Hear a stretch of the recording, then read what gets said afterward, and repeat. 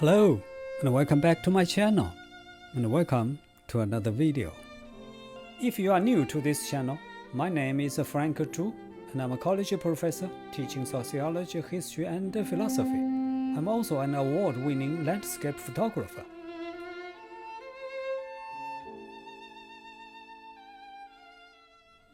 Today, let's talk about an important aspect of the so-called human nature. But first of all, what is human nature? Well, human nature refers to the distinguishing characteristics, such as ways of thinking, feeling, and acting, that are considered to be common to all humanity. To put it simply, when we talk about human nature, we are assuming that there are certain traits which every one of us shares, no matter who we are and where we are. But the concept of human nature has been a topic of debate throughout human history. It is a controversial topic because a lot of questions have been asked and different answers have been given not only by philosophers but also by ordinary people. First, is there such a thing as human nature? Second, if a certain traits exist, which we call human nature, are these traits innate or shaped by experience? Finally, if human nature exists, how much impact does it have on our thoughts and behavior?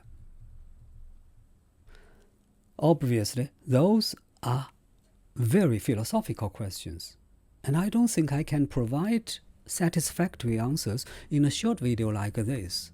Suffice it to say that I do believe that there is such a thing as human nature, and that human nature is influenced by experience, and that your concept of human nature has a huge impact on your behavior. For example, as human beings, we all have the desire to be with others. We all want to love and be loved. We all want to be happy, etc. However, our passions for others, our desire for love, and our longing for happiness is strongly influenced by our upbringing, culture, and the environment in which we were born and brought up. In other words, all of the so-called human characteristics are largely shaped by experience.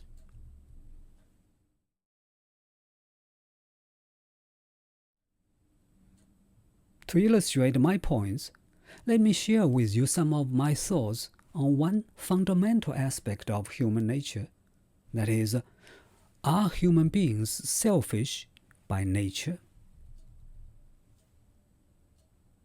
First of all, I must point out that this is an extremely important question that has been discussed by almost every major philosopher, who based their theories on their assumptions or understanding of human nature. For example, the famous English philosopher Thomas Hobbes believed that human beings were selfish in a state of nature. It was this assumption of human nature that led him to propose the social contract theory, according to which government was created in order to control the human nature of selfishness. Similarly, legalism, which is one of the three most prominent ancient Chinese philosophies, is also based on the assumption that human beings were selfish by nature. Legalists believed that strict laws and powerful rulers were necessary to rein in such selfish behavior. On the other hand, there were philosophers who believed that humans are innately good and possess virtues. Confucius, for example, believed that we were all born good, although he also insisted that such goodness must be maintained through education. Jean-Jacques Rousseau claimed that humans were good and compassionate in the natural state, and that it was a society and private ownership of property that corrupts them. Not only do great philosophers debate about this aspect of human nature, but ordinary people are also divided in their opinions about it. Some people claim that it is universally true that everybody is selfish. To support their argument, they often draw on personal accounts. One such personal story is about President Abraham Lincoln. One day, Lincoln was in a hurry back to Washington, D.C. As his coach was riding over a bridge, he heard a pig squealing. He looked out and saw several small piglets who were drowning in the creek. So Lincoln asked the coachman to stop. He got out of the coach, walked into the creek, and rescued the piglets.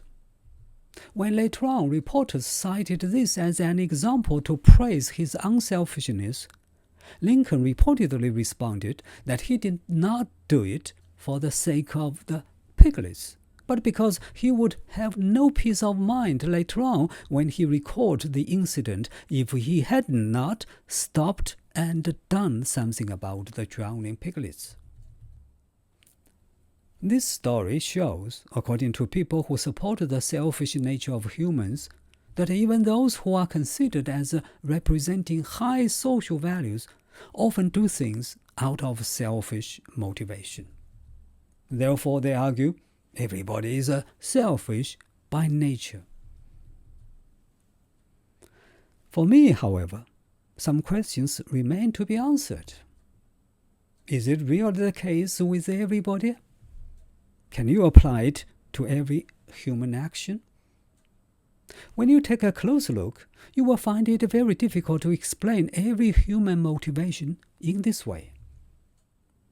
First, can we just assume that apparently altruistic people do what they do solely for the sake of the selfish satisfaction they receive later on? Can we assume that everybody receives satisfaction every time they do something for others? To answer these questions, social scientists, myself included, have done surveys asking people what motivated them to help others. Most people responded by saying, "I just wanted to give a helping hand." When asked if they were expecting some sort of rewards later on, almost every one of them replied, "No, it never occurred to me."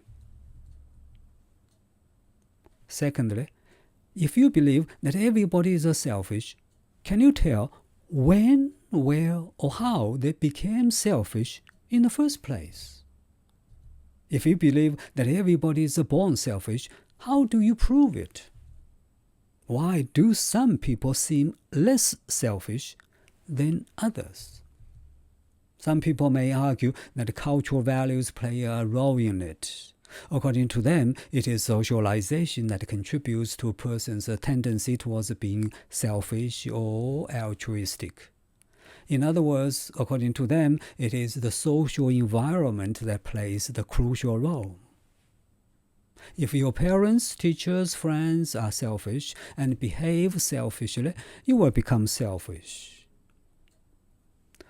While this argument sounds reasonable, we can still question this argument by pointing out that culture differs from place to place. So, an individual may be socialized in different ways. Some people may become selfish, but others may become altruistic. Therefore, it is a fallacy to say that everybody is selfish everywhere and all the time. Even though some people do get satisfaction or peace of mind from helping other people, this should not be confused with acting for the purpose of getting that satisfaction. You need to prove that achieving satisfaction is the only aim of people being unselfish and helping needy people, instead of just showing that people get satisfaction from what they do. Finally, as a non-believer of selfish human nature, I have a few practical questions. If a volunteer helped a sick person cross the street, did he or she think at the time that it would give him or her personal satisfaction later on? Or did he or she just think it would actually help the sick person? More broadly speaking, do you do everything because you think it will bring you satisfaction and happiness later on? Also, everyone has enough life experience to understand that deliberately aiming at getting satisfaction or happiness may result in unhappiness. You will have a better chance of being satisfied if you do not aim at happiness itself in the first place. Therefore, it is very hard to prove that such assumption of human nature is absolutely true with every individual, even though some people often act for the sake of their own interests or satisfaction.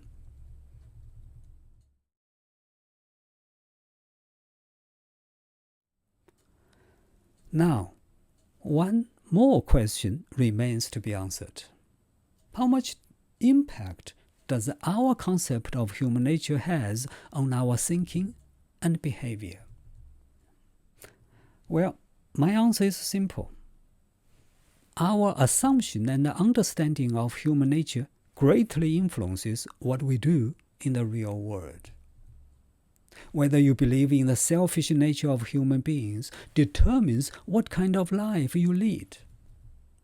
In other words, your assumption and understanding of human nature creates your own life.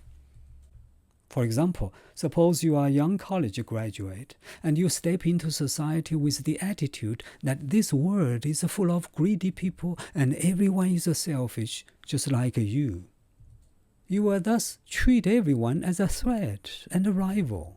You will not be entirely honest towards the others. Before long, people around you will see your hostility and your selfishness and keep a distance from you. They will not trust you because you have not been honest to them.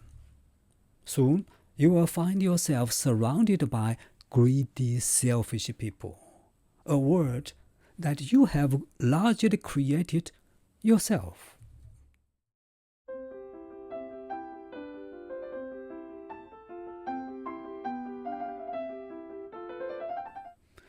Well, I think that is all for today's video. The topic of human nature has always been intriguing to me. I'm sure I will make more videos on this topic in the future. If you are interested, please consider subscribing. As always, thank you so much for watching this video, and hopefully I will see you in the next one.